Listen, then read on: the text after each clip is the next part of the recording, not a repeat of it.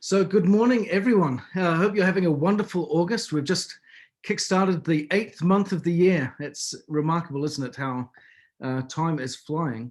And I'm not sure about you, but I always like to have periodic, regular gut checks with how my business is performing. At the end of the year, or when I say the end of the year, in the last quarter of the year, I'm already preparing and reviewing what my goals are for the coming year, so that when I'm ready to go in January, my attention is focused and I start the year strong. I also have times each month, of course, where I'm reviewing my progress, evaluating my goals. And at the end of each quarter, I like to check in and go, how am I doing? Am I on track? Where is my business heading? And so on and so forth. As we get to this time of year, it's important to really have a good evaluation of, what am I doing?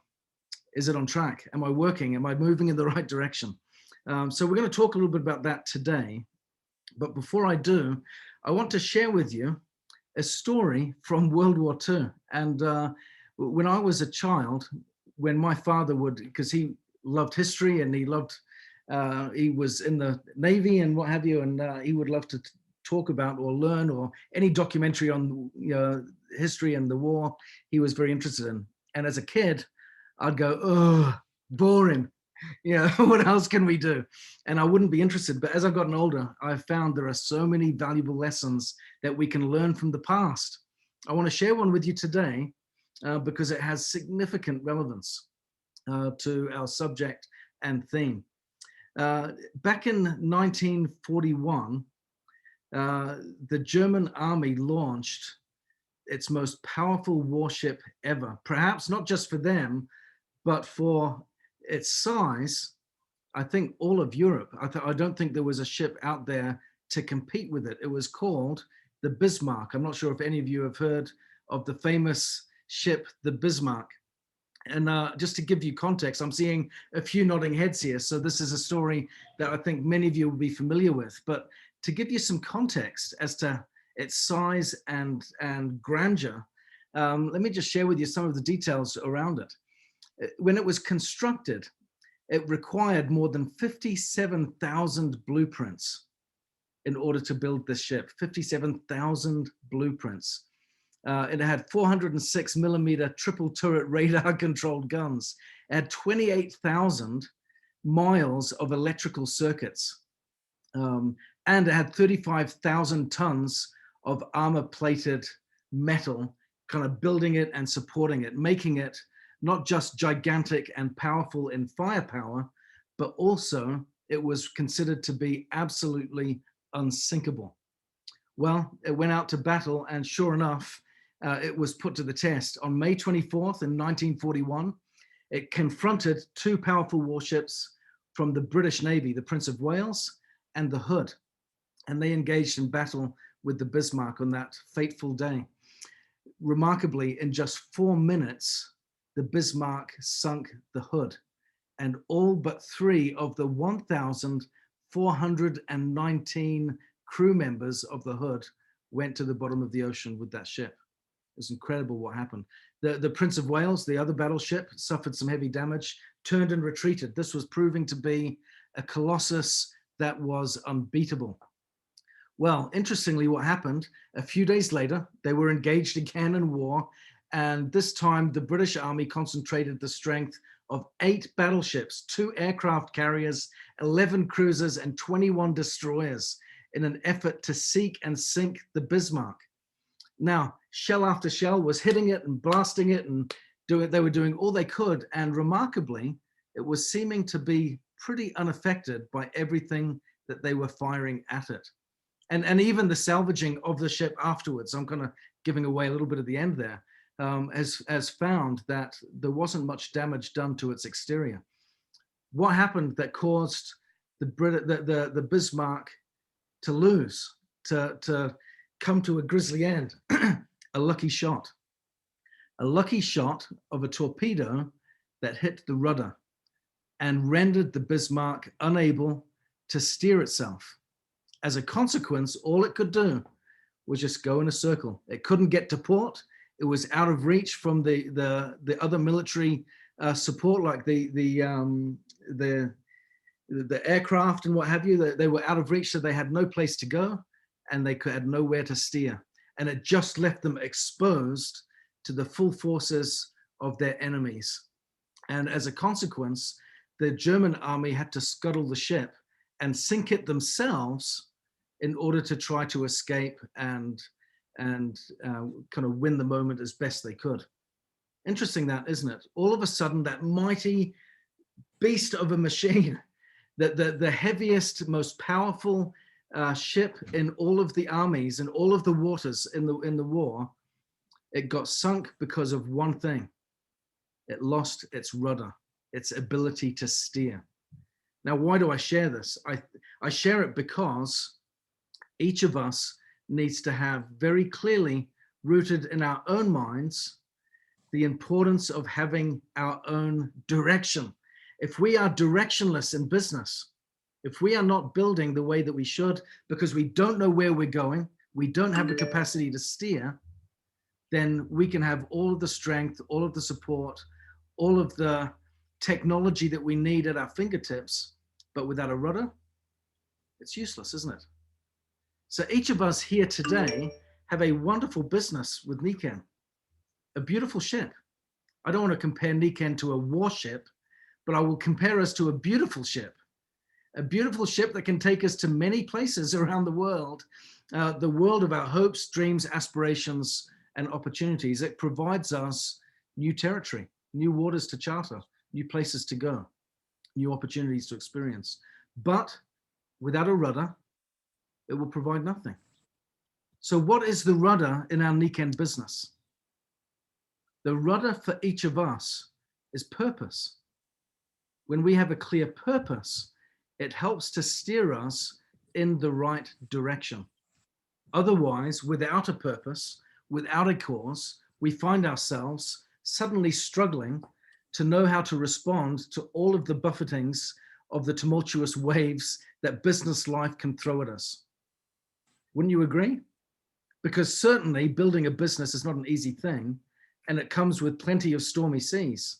But when you've got a purpose and a direction, you know how to navigate those storms and get through, not just safely, but still remain on course. So what I want to talk about today is how do we clearly establish and review our purpose and direction and cause as Nikken independent consultants. Because like I said, this is the one thing that will help to steer us in the right direction and equip us to utilize to full advantage all of the benefits that the Nikken business provides us. Otherwise, we render our own ship a little bit like the Bismarck, powerful in potential, but directionless and open to exposure to all the elements that come our way. All right, so that being said, let's take a quick look at what we can do to identify our purpose in business as entrepreneurs and Nikken consultants. So I'm going to give you 6 steps here that I think will help us in getting very specific and very clear as to how we can get focused on our core purpose as a Nikken consultant. First, I want you to identify what are the top 3 to 5 values that you govern your business by. What do you care about the most? What are critically non-negotiable for you?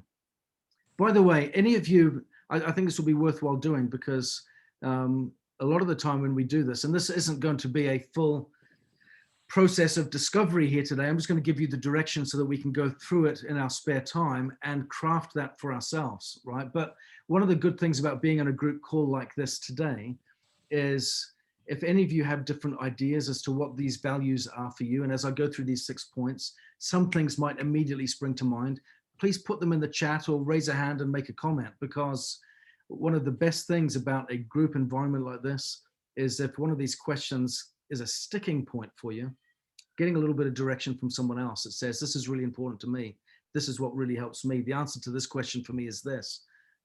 We can provide some critical value to others. So define purpose. Liz is asking, can you define purpose? That's a great question. Your purpose is your reason for being. It's the essence of why you exist. Yeah. But what we're doing is we're putting it in the context of our business, not our life purpose. Life purpose takes on a whole different meaning and different direction. And our Nikken purpose certainly should fit within that as a complement and a support to that. But our life purpose is something different. So in a business context, why do we exist? Dave, you're asking, what is my purpose as an example? My purpose is really simple. My purpose as a Nikken consultant is to provide value and legacy for my family. I'm a father of 8 children and a devoted husband. And first and foremost, what's most important to me is the well-being of my children and my family. That to me drives everything I do. So as I look at my values, my defining values, they all govern what kind of husband and father I want to be. And essential to that is the role that I play as a provider. My wife has always been a stay-at-home mum. We got married in the year 2000 and in March, and I think in April or May, she was pregnant. She got pregnant real fast. We had our first baby a month before our first wedding anniversary. And she was in college at the time. So she's came out of college, graduated, and became a full-time mum. And as a result of that, I've always felt a serious responsibility to provide for my family. And especially, I think everyone feels that pretty keenly. When you're providing for a family of 10, you really feel a keenness to that end. But so to me, my purpose is always to provide for my family and to do the best that I possibly can. And within that framework, that's not just talking about financial providing, that's talking about emotional providing, that's talking about spiritual providing, that's talking about being present and available to them in every way and teaching them and being the best person I can be so that I can teach them the best that they can learn and become themselves. So for me, that's my purpose. That's not a mission statement, as you will have noticed, but that's certainly the driving purpose for me is how can I be the best husband and father I can be? And that includes being a provider and a teacher and a leader in my home. And for me, Nikken helps fulfill that purpose very, very well. And that's a driving force for me. So to that end, I've got a lot of questions here. I want to go through these points because some of these questions, what then would be my goal? I'm going to get into that in just a second. So the first thing is, I want you to consider your top 3 to 5 core values. What drives you as a business or what as an entrepreneur and as a business leader in Nikken? What is non-negotiable? For me, some of those core values are honesty, commitment, loyalty. Those are some essential non-negotiable values that drive how I perform. I also wear my heart on my sleeve. If I can't wear my heart on my sleeve, I find it very, very difficult to be able to promote the business. As a consequence, belief and conviction have to be there. Step number 2, consider the other companies or people that you admire and would like to emulate. So as you look around, are there people in Nikken, and they can be outside of Nikken as well, that you look at and you aspire to be like? What is it about them? I'm not talking about imitation. I'm talking about emulation. What is it about them that you really respect, that you really value, and that you want to emulate? This is really helpful to help us in helping us identify specifically where we want to be and what we want to become so that these values start to get direction and focus. I've found, as I've looked at people that I like to emulate, that there are little bits and pieces from different people that I really love and respect. And as a result, I take little pieces from different people within my team and with people that I've worked with throughout my life that I go, I really love this about that person and I want that. There are some that I really absolutely love, for example, just how knowledgeable they are about leadership or about business. And as a result, I aspire to emulate that. And it's encouraged me to be educated and to be smart about what I'm doing. I see others that are compassionate, that are people-centered, that put others first. And as a result of that, I desire to emulate that because I see the goodness of their heart and I go, I want to be a heart-centered leader. I love people. I want them to be able to feel that from me. And I seek to emulate that. And how do I express that in the way that I build my business? So as we look at this, it's really important to see, one, what are my governing values? What are non-negotiables? Then also moving into, what do I see in others that I like to emulate? Because that helps me see what I'm striving to become in my business. And it certainly helps us from that perspective get really, really clear in what we're doing.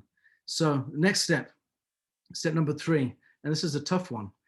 If you went out of business, in retrospect, what would you be known for? This is a really unusual question to ask, but what I'm really saying is, what legacy would you like to leave? What does your legacy look like? And this goes back to my governing values that I was talking about before when Dave asked the question. For me, what the legacy I want to be remembered for is something that my kids would be proud of.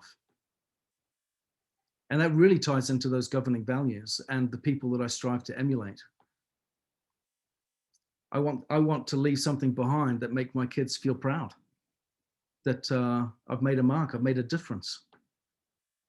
And as a consequence of that, so the question is, what legacy would you like to leave behind?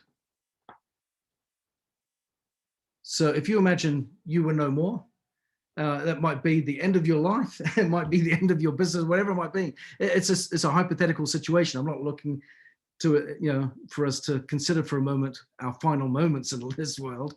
But the purpose of the question is, when I am gone, what legacy have I left behind?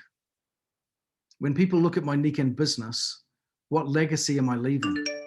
What do I want this to really declare to the world? Yeah. The benefit of that is it reaches beyond revenue, doesn't it?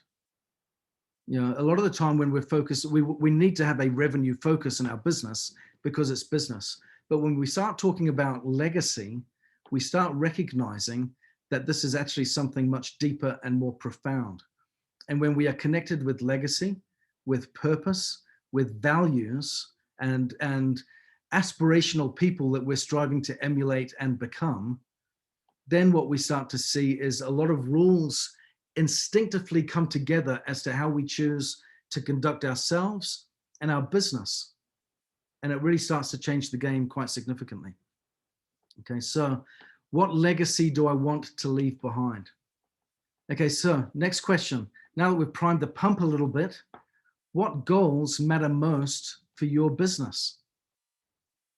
These goals, and this comes to one of these questions here, what would be our goal? As a result of who we're striving to become, and as a result of what we're wanting to leave behind as a legacy, as a consequence of the values that I have defined as the rudder of my ship, how does that now get reflected into the goals of my business? It reaches beyond tactics, doesn't it? A tactic, for example, is a very important element of an overall strategy, but it is not the strategy. Yeah, it's a component of. So for example, tactics might involve the amount of people we speak to on a daily or weekly basis. They might involve the number of new customers we acquire, the number of people we help to rank advance, or the number of presentations or ABCs we conduct in a given week or month, but they're not our overarching goal. They're a means to an end. What is your overarching goal? What are you striving to achieve? We need to get that into print. And this one is particularly challenging for many of us, because what I found as I work with a lot of people in identifying and developing their goals, we need to create my approach is always to reverse engineer it. So you start with the big picture, and then you reverse back to where you are. It's a little bit like a GPS, isn't it? Where do you want to go? And what's your starting point? You need to have those two things to make it really clear so that your journey is directed. You want to know where you're going, specifically the big picture, so that you can then start to build out the strategy and reverse engineer that to your starting point. So what does your goal look like when you think of your governing values? When you think of, again, the people you aspire to be like? when you look at the legacy you want to leave behind, what type of goals are you striving to develop in your Nikken business? Some of these, for example, can look like how, the type of leader you want to become. What type of influence do you want to have? And keep in mind, I don't use that word leader in a fluffy sense. If you don't have followers, you're not a leader because no one's following you. No, you're not leading anything. Okay, so to be a meaningful, engaged, effective leader isn't just about being smart. It's also about having people that follow, right? Having an audience. What does that audience look like? How are you impacting them? What change are you making on them? And that's where you can start to get really specific and really clear. Yeah. So when we talk about developing, for example, a Royal Diamond business and putting a date to that, how does that tie into your governing values? How does that tie into the type of person you are striving to become, the legacy you are leaving behind? What does that look like? Can you see how when you link a goal that is specific, like becoming a Royal Diamond, to your values, your legacy, and the people you're striving to emulate, when you connect those two together, it starts to take on a different weight, doesn't it? A different direction, a different course. So what do your business goals look like? Take a moment just to write that down and to think about, what do your goals look like for your Nikken business?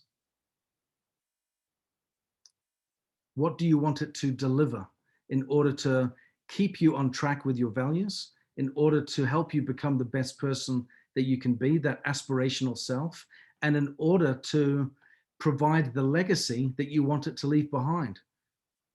What goals are you creating or have you established to make that something that will be a reality? For me personally, my goals always revolve around developing and helping other people. It always revolves around that, because I know that when I help other people succeed and do well, my success ensues as a consequence. It follows. It's like chasing happiness. It often evades you, doesn't it? But if you do what's right and you let that be the focus first and foremost, happiness often ensues. And it's the same with success. Success often ensues as a consequence of other things. So for me, putting other people first is always a significant part of my goal-centered business building activities, helping others achieve their goals. So that means understanding who is working hard in my organization, what their aspirations and goals are, and meeting with them regularly, consistently, to help them to achieve their goals. That's a big part of how I build my business. So step number 5. Okay, now what we want to do is get this all kind of compiled together and ask ourselves, does my purpose transcend revenue? Does my purpose transcend revenue? And the reason for that is we want it to be both aspirational and authentic. And when I say this, I want to make sure that I emphasize clearly, in our pursuit of building a legacy business, I'm not excusing a focus on revenue. Revenue plays a critical part. And sometimes I worry that some of us in Nikken diminish it in place of purpose and get the balance wrong. It is important, if we are building a business, to understand the critical role that revenue plays. We are here to make money. That is why the business exists. And I promise you, when you're making great money, you're going to be much happier in the way that your business is performing. It's not the be all and end all. This is the point that I want to make. We want to balance revenue with authentic purpose that transcends it. It has a critical part, but it is not the biggest number one governing value. If your number one governing value is money, then all of a sudden you start to see that the rules that you put in place instinctively will compromise you. If your number one priority is money, then maybe honesty will not be number one, will not be one of your primary governing rules that you conduct your business with. Yeah. So you want to make sure that your values are in the right order and the right sequence. Revenue plays a critical part, and we want to make sure that we're making money, good money in Nikken. But in order to really thrive and get through all of the difficulties, we need to appreciate that it is not the number one thing. Our core values, our overarching purpose should transcend that. Okay. So number 5, like I said, does my governing purpose transcend revenue? That and the benefit of that is I think it gives us staying power when things get tough. Point number 6, and this is a really important one, is you want to make sure that these values, this purpose, is a shared purpose, that it's not something that is private to you, but that it's something that other people get on board with. I would like to think, as a consequence of the one-on-ones that I do, the ABCs, the meetings with my team members, the workshops, the classes, the support that I offer, and all that type of activity with my team, I think there is an overarching theme that is understood and recognized, that love is front and center in the way that I conduct my business and the way that I partner with people, that there is honesty and transparency there, that there is always a desire to help and serve. And as a consequence, as people feel that and engage with that and respond to that, hopefully that provides some inspiration that rubs off and others go out there and do the same. And I think that's what I see, that others go out there and build with a similar sense of feeling and passion for other people. That to us is at the heart of our business, isn't it? That humans being more, not just for ourselves, but helping others become more, is at the heart of what we do. So just to summarize, a ship without a rudder is directionless real fast, and it cannot serve its destiny or its real purpose as a beautiful vessel without direction. As glorious as it is, with all the technology and features and benefits that ship can offer every passenger and every crew member, without a rudder, it is useless.